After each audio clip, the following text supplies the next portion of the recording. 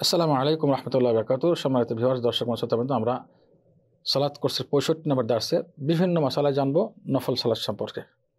নফল সালাতের বিভিন্ন মাসালা জানবো। প্রথমে আসি, যদি এই সমস্ত সুন্নতে মুআক্কাদা, নফল নামাজের সুন্নতে মুআক্কাদা যদি কখনো কোনো ওজরের কারণে, কারণবশত, গ্রহণযোগ্য কারণবশত পড়তে না পারে কেউ, তাহলে এটা কাজা করবে। এটা রাসূলুল্লাহ সাল্লাল্লাহু আলাইহি ওয়াসাল্লাম সুন্নতে মুআক্কাদার কাজা করছেন, তার প্রমাণ আছে। দ্বিতীয় মাসালা,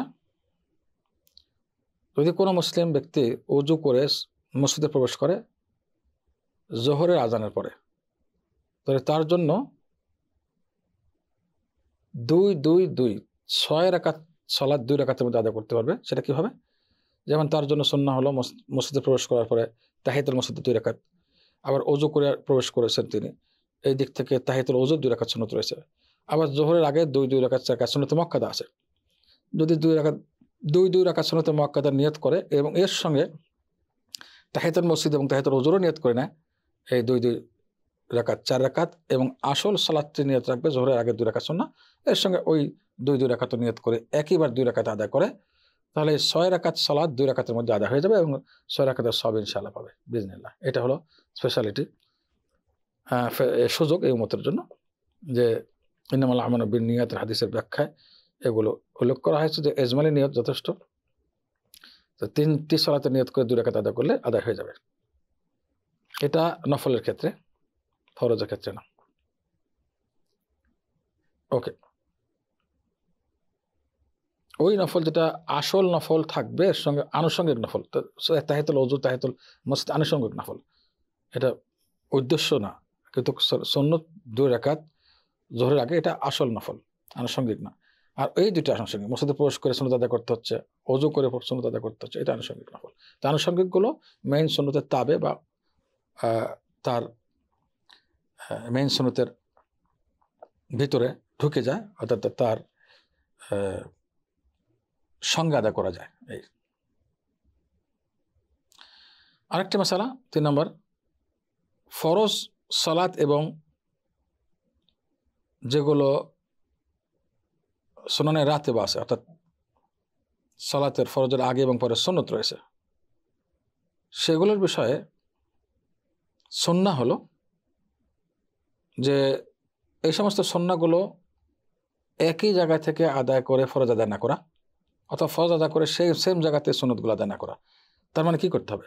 ধরেন জোহরের আগে সুন্নত আদায় করলেন, এবার স্থান ত্যাগ করে অন্য স্থানে গিয়ে ফরজ আদায় করলেন, এক। অথবা সুন্নাহ, এই সমস্ত সুন্নাহ এবং ফরজের মাঝখানে অন্য কোনো কথাবার্তা বলা, অন্য কোনো বৈধ কথাবার্তা, ভালো কথাবার্তা বলা, এভাবে মানে লাগাতার না করে, একসঙ্গে ক্রমাগত না করে, একটার পর একটা মাঝখানে জায়গা চেঞ্জ করা অথবা কোনো কথা বলা, এটা সুন্নাহ। সুবহানাল্লাহ। আশা করি ব্যাপারটা ক্লিয়ার হলো। যদি সেম জায়গাতে পড়তে হয়, যে জায়গায় নফল সুন্নত মুআক্কাদা পড়েছি, এর আগে একামত হয়ে গেল, তাহলে একই জায়গায় পড়তে হচ্ছে জামাত খারাপ গেছে, অন্তপক্ষে কী করতে হবে? কোনো কথা যদি বলার সুযোগ থাকে কথা বলে নিতে হবে, অথবা কথা বলার সুযোগ নাই, তখন স্থান একটু চেঞ্জ করে নিতে হবে, আগে পরে করে নিতে হবে। এভাবে ফরজ সালাত আদায়ের পরে যদি সেম জায়গাতে সুন্নত না পড়ে জায়গা চেঞ্জ করে নিলাম, অথবা মাঝখানে কোনো কথাবার্তা, কারো কোনো মুসল্লির সঙ্গে মাসালাত তালিম, শিক্ষা ইত্যাদি, হাল পুষ্টি অবস্থা জানলাম ইত্যাদি, এভাবে করা সুন্নাহ। আর একটি বিষয় বলে নেই, সেটা হলো যে স্থান পরিবর্তন করে লাভটা কি। বুখারী সম্ভবত, আমার যদি ভুল না হয়, অনেক আগের কথা উল্লেখ করেছেন যে ইয়াউমাইদিন তুহাদ্দিসু আখবারাহা, এই আয়াতের অনুসারে স্থান ত্যাগ করা, স্থান পরিবর্তন করলে সাক্ষী বেশি হবে কিয়ামতের দিন। আপনি এক জায়গায় পড়লেন 4 রাকাত সুন্নাহ, আর এক জায়গায় ফরজ পড়লেন, ফরজ যেখানে পড়লেন সেখানে না পড়ে অন্য জায়গায় সুন্নতগুলো পড়লেন, পরের সুন্নতগুলো আদায় করলেন, অথবা পরের নফলগুলো আদায় করলেন, তাহলে কি হবে? একাধিক স্থান হওয়ার কারণে প্রত্যেকটি স্থান কিয়ামতের মাঠে আপনার জন্য ইবাদত বন্দেগীর সাক্ষী হবে। এটা একটা বিশাল উপকার এই সুন্নত আদায়ের মাধ্যমে। চতুর্থ মাসালা আসি, এই সমস্ত নফল সালাতগুলো, অর্থাৎ সুন্নত মুআক্কাদা, গায়র মুআক্কাদাগুলো মসজিদে পড়া যেমন যায়, আর বাসায় পড়তে পারে, তবে বাসায় পড়া উত্তম। যে কোনো নফল সালাত বাসায় পড়া উত্তম।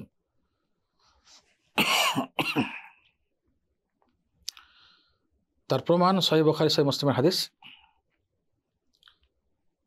সল্লু ফাসল্লু আইয়ুহান নাস ফি বুয়ুতিকুম ফাইন্না আফদালাস সালাহ সালাতুল মারই ফি বাইতিহি ইল্লাল মাকতুবা। তোমরা হে মানুষ সকল, আল্লাহ রাসূল বলেন যে হে মানুষ সকল, তোমরা তোমাদের ঘরে সালাত আদায় করো, অর্থাৎ নফল সালাতগুলো। কারণ সবচেয়ে উত্তম সালাহ হলো মানুষের, কোনো ব্যক্তির তার ঘরের সালাত উত্তম সালাহ, অর্থাৎ সমস্ত নফল তার ঘরে উত্তম, ফরজ ছাড়া। ফরজ তো মসজিদে আদায় করতে হবে, এটা ফরজ, আরেকটা ফরজ। এখান থেকে কি বুঝলাম? তার মানে ঘরে আদায় করা সুন্নাত, আরেকটা সুন্নাহ, এবং এটার ফজিলত বেশি।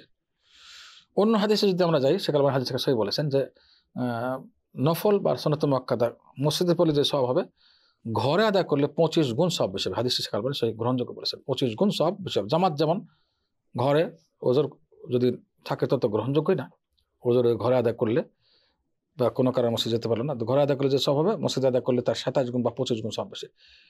তো মসজিদে গিয়ে আদায় করতে হবে, এর সওয়াব বেশি ফরজগুলো, এবং সুন্নতগুলো বা নফলগুলো ঘরে আদায় করলে তার সওয়াব 25 গুণ বেশি।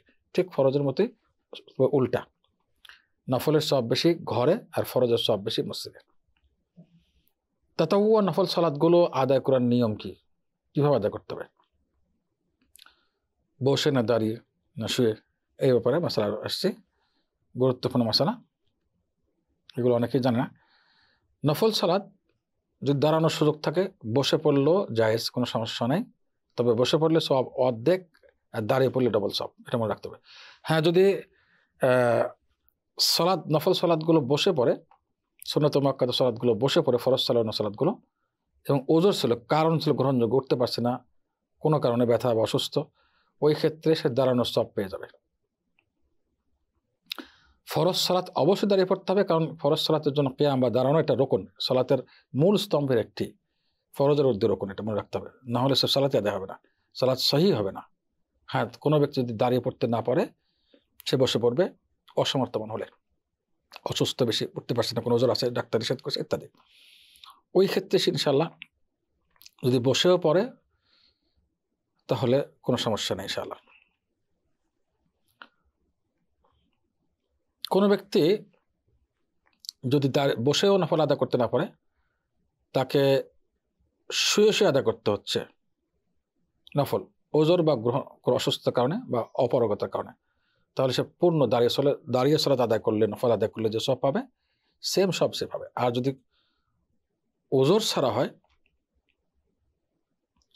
তাহলে অর্ধেক সওয়াব পাবে সে, অর্ধেক। তার মানে সে কোনো ওজন নেই, কোনো কারণ নেই, দাঁড়ানোর সামর্থ্য যাচ্ছে না, বসে পড়ছে বা শুয়ে পড়ছে, নফল নামাজ জায়েজ, এক্ষেত্রে অর্ধেক সওয়াব পাবে সে। এগুলো ছিল নফল সংক্রান্ত মাসালা। আল্লাহ তাআলা আমাদের সবাইকে সঠিক দিন জেনে আমল করে এবং দাওয়াত তৌফিক দান করুন। আসসালামু আলাইকুম ওয়া রাহমাতুল্লাহি ওয়া বারাকাতুহু।